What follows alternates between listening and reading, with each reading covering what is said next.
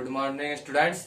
तो आज हम पढ़ेंगे वास्तविक संख्याओं की संक्रियाओं के बारे में और हर के परिमेयकरण के बारे में। कल हमने पढ़ा था कि जो संख्या है उनका जो परिमेय संख्याओं का दशमलव प्रसार, इसके बारे में हमने कल खूब विस्तार से जाना था। अगर आपको वीडियो आपने नहीं देखी है तो उसका लिंक मैं आपको डिस्क्रिप्शन में दे दूंगा, जाके वहां पे चेक कर लेना। तो आज हम पढ़ने वाले वास्तविक संख्याओं की संक्रियाओं के बारे में, ठीक है।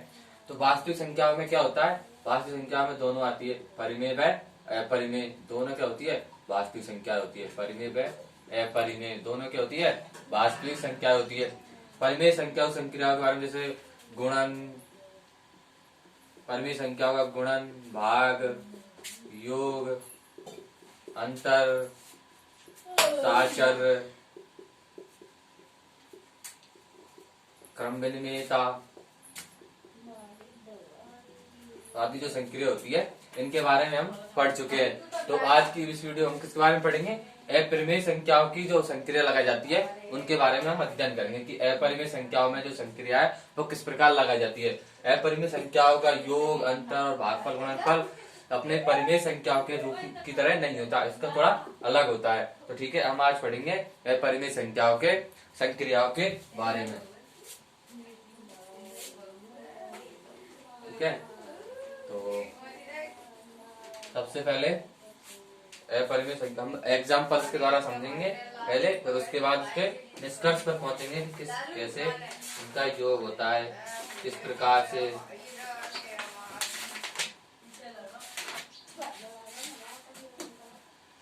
तो हम एग्जाम्पल्स के द्वारा डायरेक्ट समझते हैं, ठीक है। पहले और इसमें एक सवाल और आता है कि जांच करना कि परिमेय संख्या है या नहीं। तो हम परिमेय संख्या जैसे मान के चलो अपन को दे रखा है कि √7 √5 दे रखा है, तो हमें इसको चेक करना है कि ये परिमेय संख्या है नहीं।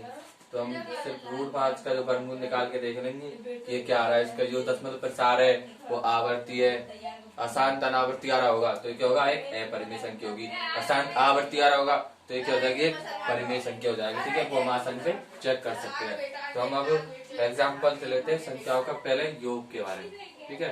हम योग करेंगे अपरिमेय संख्याओं का योग। माने कोई दो अपरिमेय संख्या है, जैसे 2√2 प्लस 5√3 और √2 माइनस 3√3। क्या करना है, इसको संख्या क्या करना है, तुमको जोड़ना है। इनको क्या करना है, जोड़ना है, ठीक है। तो इनको जोड़ने के लिए पहले प्लस 5√3, इसको जोड़ना √2 माइनस 3√3, ठीक है। अब अपन इनको जोड़ना है तो हमें क्या देखना है, रूट वाली संख्या किस किस में सेम है, इसमें और इसमें क्या है, रूट वाली संख्या क्या सेम है।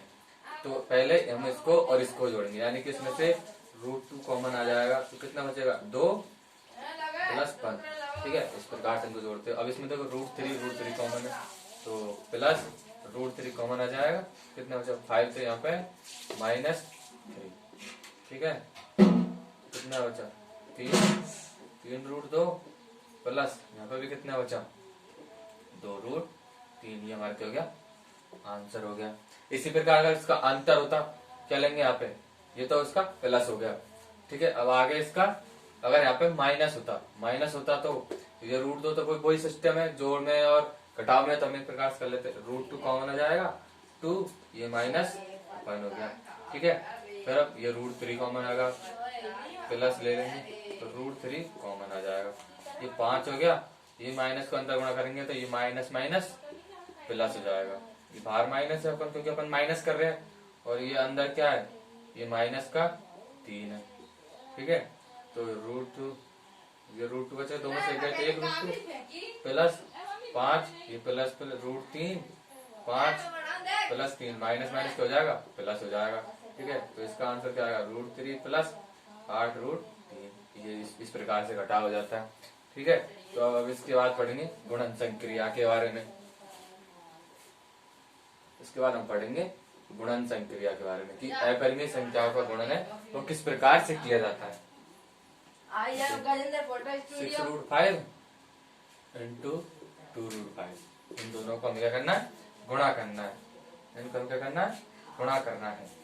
तो जो बिना रूट वाली संख्या है पहले तो उनका गुणा कर लेंगे, और जो फिर जो रूट वाली है उनको एक साथ लिख देंगे।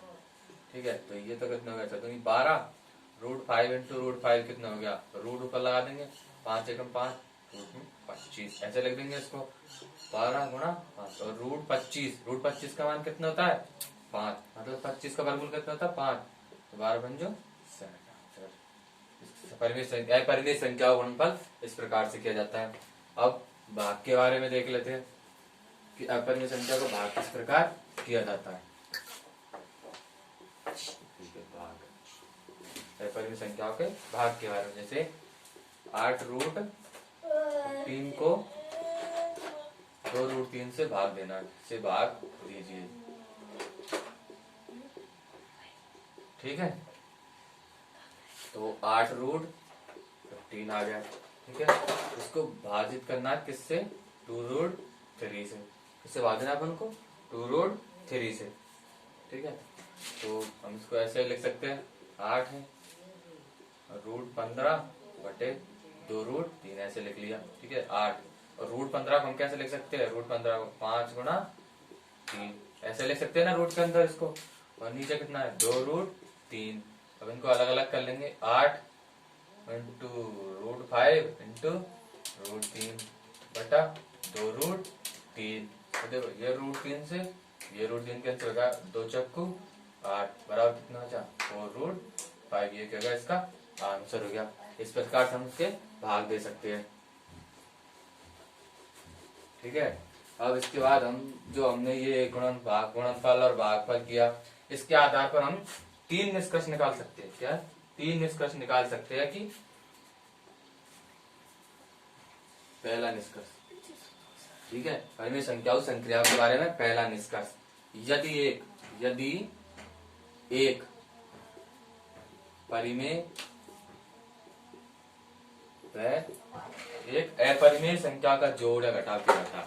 एक परिमेय व एक अपरिमेय संख्या, एक परिमेय व एक अपरिमेय संख्या को जोड़ा या घटाया जाता है, जोड़ा या घटाया जाता है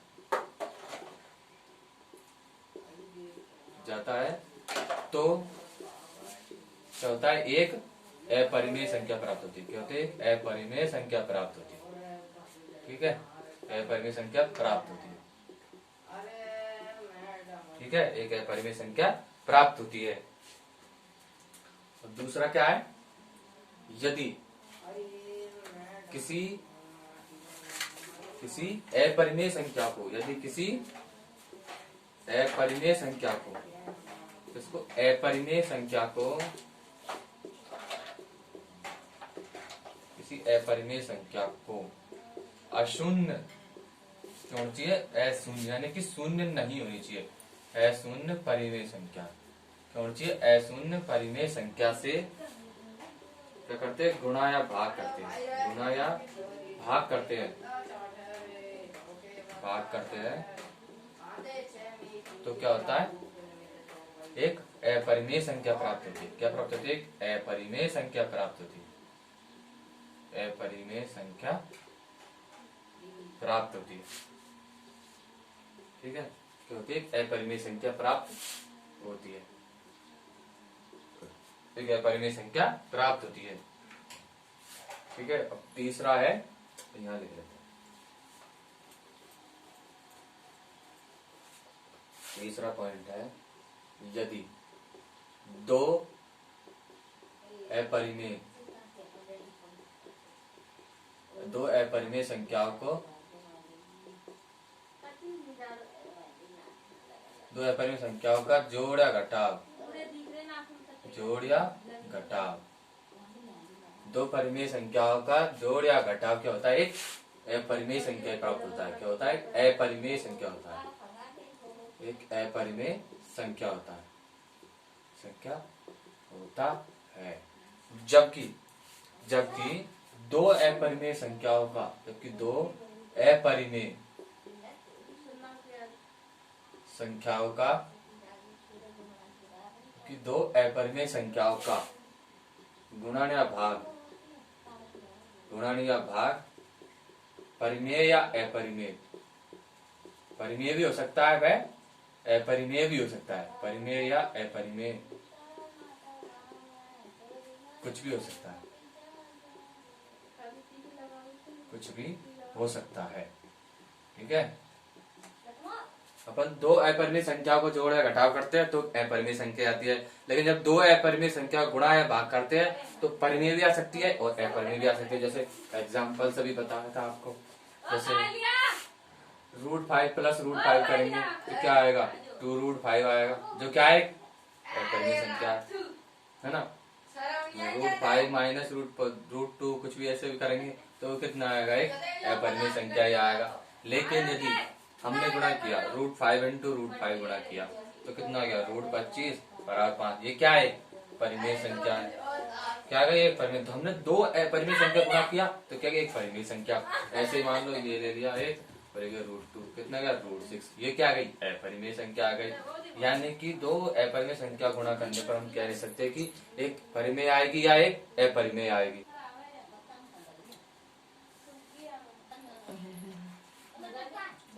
ठीक है, तो परिमेय संख्या अपरिमेय संख्याओं को सॉल्व करने के कुछ उपयोगी सूत्र है, महत्वपूर्ण सूत्र है, जिनके बारे में हम देख लेते हैं। माना ए में भी धनात्मक पूर्णांक है, कोई तो धनात्मक पूर्णांक है तो उसके लिए अगर कोई संख्या √√ab इस प्रकार लिखा हुआ है, उसको √a इंटू √b इस प्रकार से लिख सकते हैं। जैसे कोई संख्या लिखी हुई है, जैसे अपन ने लिखा √15 लिखा हुआ है तो हम इसको √3 इसके कैसे लिख सकते हैं, 5×15 ऐसे लिखा हुआ है। आगे √a भी लिखा हुआ है तो हम इसको ऐसे लिख सकते हैं, √5 इंटू √3 इस रूप में इसको लिख सकते हैं। ठीक है, इसी प्रकार जैसे कोई संख्या बटा में a/b उसके ऊपर पूरे ऊपर बटा है तो उस बटा को पर उस अंडर रूट को उसके अलग अलग भी लिख सकते हैं। ठीक है, जैसे 5/3 पर पूरे का रूट है तो इसको हम √5/√3 इस प्रकार से भी लिख सकते हैं। ठीक है,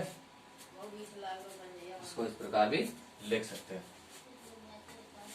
इसके बाद अगला तीसरा, यानी कि √a plus √b √a minus √b, ये दोनों क्या है, मल्टीप्लाई में है तो हम इसको डायरेक्ट a माइनस b लिख सकते हैं। यहाँ रूट है तो यहाँ पे क्या आएगा a।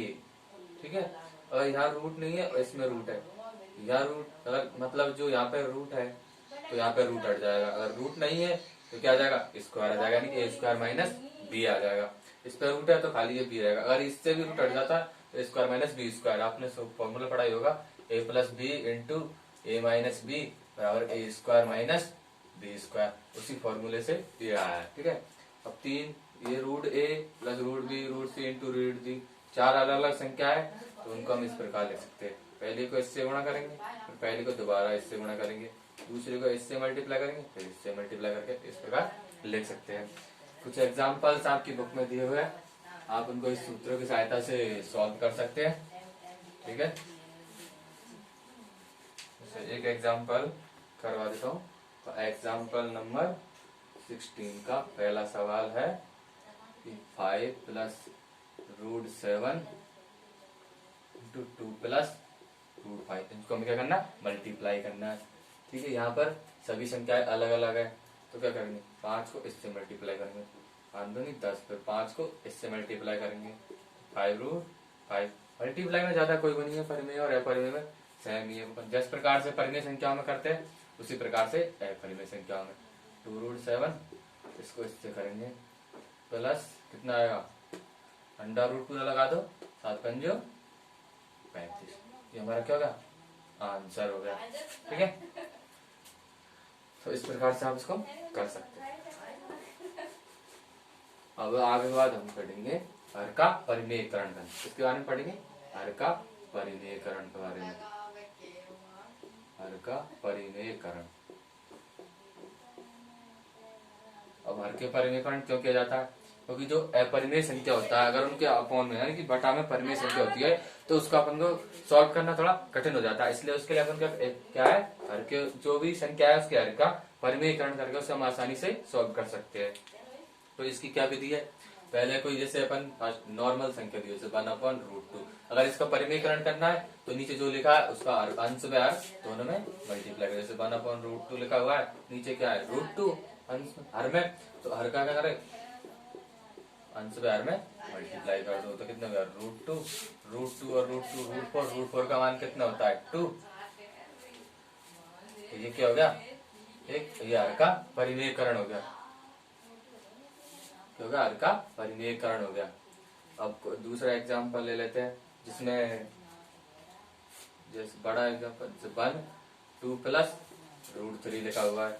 अब हमें इसका क्या करना है, इसका परिमेयकरण करना है। इस प्रकार की संख्याओं का परिमेयकरण करने के लिए हमें क्या करना पड़ता है, जो यानी कि हर में जो लिखा हुआ है, जैसे यहाँ पर अगर उसका विपरीत चिन्ह क्या करते हैं, उसके विपरीत चिन्ह से अंश में हर में मल्टीप्लाई कर देते हैं। जैसे इसका करने के लिए यहाँ पर 2 प्लस √3 है, अगर हमें इसका परिमेयकरण करना है तो उसके लिए इसका यहाँ पर जो प्लस है तो इसका विपरीत चिन्ह यानी कि 2 माइनस √3 से ऊपर नीचे अंश में हर में क्या कर देंगे, मल्टीप्लाई कर देंगे। तो यहाँ तो क्या होता है डायरेक्ट मल्टीप्लाई 2 माइनस √3, और यहाँ पर देखो ये माइनस ए प्लस यानी कि a प्लस बी क्या दिख रहा है, a plus B into A minus B दिख रहा है, दिख रहा है a plus B into A minus B दिख रहा है, कोष्टक लगा दीजिए, दिख रहा है। तो इसको क्या, इसका फॉर्मूला क्या होता है a square minus B square, उसको डायरेक्ट लिखते हैं। यहाँ पर a का मान कितना है 2, a स्क्वायर यानी कि 4, b स्क्वायर यानी कि 3, √3 का स्क्वायर करेंगे कितना आएगा 3 यानी कि 2√3, इसका क्या होगा आंसर हो गया। ये क्या सीख लिया हमने, हर का परिमेयकरण के बारे में सीख लिया। ठीक है, इसी प्रकार हर का परिमेयकरण हो गया। अब कोई और संख्या, मान के कोई ऊपर संख्या दी हुई हो जैसे 5 √3 माइनस √5 ये दिया हुआ है, हमें इसका परिमेयकरण करना है। वही परिमेयकरण करने के लिए जो नीचे दिया है उसका चिन्ह परिवर्तित करके अंश में हर में मल्टीप्लाई कर देते हैं। ठीक है, √3 माइनस या ये माइनस है तो प्लस करके अंश में हर में मल्टीप्लाई कर देंगे। ठीक है, क्या आ जाएगा, इसको इससे मल्टीप्लाई करेंगे तो 5, ये तो कॉमन रहना दो, √3 प्लस √5, इसको इससे वही सूत्र a plus B, a minus B इसमें पहले आ रहा है कोई बात नहीं, a प्लस बी इंटू इसका सूत्र क्या होता है a square minus B square. ठीक है, तो a कितना है यहाँ पे √3 तो 3, b कितना है b 5 तो माइनस पे 5। ठीक है, तो कितना आ गया 5√3 प्लस √5 अपॉन में -2, क्या होगा इसका आंसर होगा। ठीक है, आगे की वीडियोस को देखने के लिए इस चैनल को सब्सक्राइब करें। अगर कुछ डाउट हो तो कमेंट में हमें बताएं, आपका डाउट सॉल्व किया जाएगा। थैंक्स।